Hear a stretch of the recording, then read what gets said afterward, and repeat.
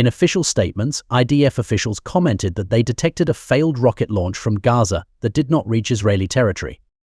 After detecting the failed rocket launch, an Israeli drone struck down the rocket launcher in Gaza. The IDF stated the army is committed to the complete implementation of the terms of the agreement for the release of the hostages. לא נקבל את הפרת ההסכם.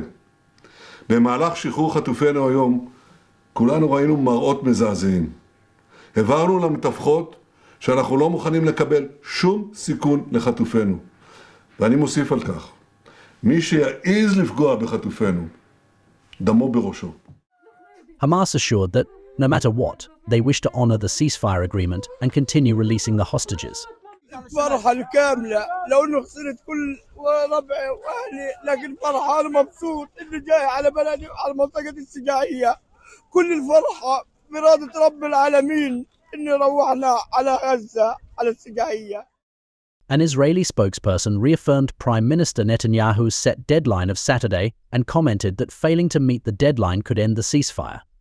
According to reports, at least 48,239 people have been killed, and more than 111,000 have been injured so far by Israeli attacks on Gaza since October 2023. Who's to say what will happen if the ceasefire fails?